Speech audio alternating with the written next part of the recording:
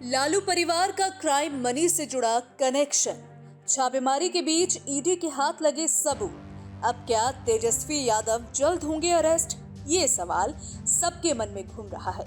Delhi, NCR, Patna, Mumbai और रांची में 24 स्थानों पर बिहार के पूर्व मुख्यमंत्री लालू प्रसाद यादव से जुड़ी जगहों पर छापेमारी हुई। ईडी ने उनके बेटे, बिहार के डिप्टी सीएम तेजस्वी यादव और उनकी बेटियों से जुड़े परिसरों में छापेमारी की। छापेमारी के एक दिन बाद जमीन के बदले रेलवे की नौकरी की जांच में ईडी ने दावा किया है कि उसने 600 करोड़ रुपए के अपराध की आय का खुलासा करने वाले डॉक्यूमेंट्स को जब्त कर लिया है। एजेंसी के अनुसार दस्तावेज 350 करोड़ रुपए की अचल संपत्तियों के स्वामित्व और अलग अलग बेनामीदारों के जरिए किए गए 250 करोड़ रुपए के लेन देन से संबंधित है।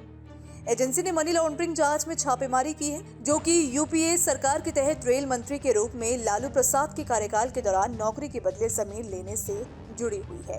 रेलवे के अलग अलग जोन में ग्रुप डी की नौकरी देने वाले लोगों से जमीन की जबरन वसूली का मामला है। ईडी ने कहा कि जांच के दौरान खुलासा हुआ है कि कई रेलवे जोन में भर्ती किए गए उम्मीदवारों में से 50% से ज्यादा लालू प्रसाद के परिवार के निर्वाचन क्षेत्रों से थे। एजेंसी का दावा है कि कथित रूप से गरीब माता पिता से रिश्वत के रूप में ली गई जमीन को बाद में बड़े प्रीमियम पर बेच दिया गया, जिसमें अर्जित धन मुख्य रूप से तेजस्वी के खातों में जा रहा था।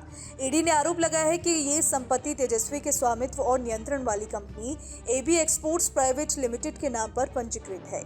ईडी ने कहा कि तलाशी के दौरान तेजस्वी प्रसाद यादव इस घर में ठहरे हुए पाए गए। इस घर को अपने आवासीय संपत्ति के रूप में इस्तेमाल करते पाए गए। ईडी के दावों के अनुसार तेजस्वी जमीन के बदले नौकरी घोटाले के प्रमुख लाभार्थी के रूप में उभरे हैं। अब तक की गई जांच से पता चला है कि पटना और कई सारे क्षेत्रों में प्रमुख स्थानों पर जमीन के कई टुकड़े तत्कालीन रेल मंत्री लालू यादव के परिवार को नौकरी दिलाने के एवज में मिले हैं। ईडी ने एक प्रेस नोट जारी कर कहा कि इन जमीन का वर्तमान बाजार में मूल्य 200 करोड़ रुपए से ज्यादा है। एजेंसी ने यह भी कहा है कि उसने इन जमीनों के लिए कई सारे बेनामीदारों, शेल संस्थानों और लाभकारी मालिकों की पहचान की है। ईडी का कहना है कि यह संदेह है कि संपत्ति को खरीदने में बड़ी मात्रा में नकदी की आय का उपयोग किया गया। एजेंसी का मानना है कि अपराध की आय को छुपाने के लिए मुंबई के कुछ आभूषण का व्यवसाय करने वाली संस्थाओं से भी संपर्क साधा गया।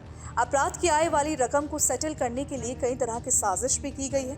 कुल मिलाकर ईडी ने जो अपराध की आय के डॉक्यूमेंट्स जब्त किए हैं, उसमें अनुमान लगाया जा रहा है कि तेजस्वी कभी भी जेल जा सकते हैं। सियासी जानकारों की माने तो अपराध की आय के लिए जेल जाना सुनिश्चित होता है। हालांकि ये भी कहा जा रहा है कि तेजस्वी यादव अपने कानूनी सलाहकारों से लगातार संपर्क में हैं। तेजस्वी यादव ने इसी के लिए सीबीआई की ओर से जारी समन को दोबारा अन्य तारीख पर भेजने का आग्रह किया। जानकारों का मानना है कि अपराध की आय का खुलासा होने के बाद लालू परिवार बुरी तरह से फंस गया है। अब इस पूरी कवायद से निकलने में काफी देर लगेगी। ईडी के हाथ लगे दस्तावेज लालू परिवार की मुसीबतों को और बढ़ा देंगे। देखिए, इस पर आप क्या सोचते हैं? अपनी राय हमें कमेंट सेक्शन में जरूर बताइएगा।